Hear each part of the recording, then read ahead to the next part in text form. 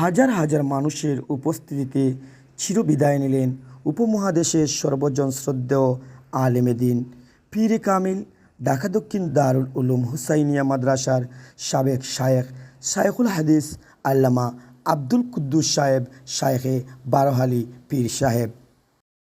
তিনি আজ শুক্রবার 5ই জুলাই সকাল 10টা 45 সময় উনার নিজ বাড়িতেই ইন্তেকাল করেন। ইন্না লিল্লাহি ওয়া ইন্না ইলাইহি রাজিউন। মৃত্যুকালীন সময় উনার বয়স ছিল 105 বছর।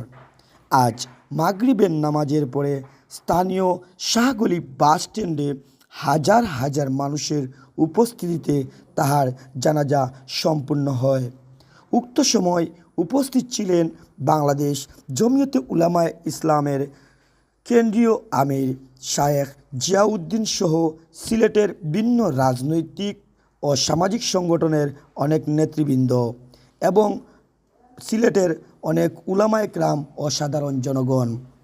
মৃত্যুকালীন সময় তিনি রেখে যান উনার 3টি কন্যা সন্তান এবং অসংখ্য আত্মীয় স্বজন এবং নিজের হাতে গড়া অনেক উলামায়ে কেরাম।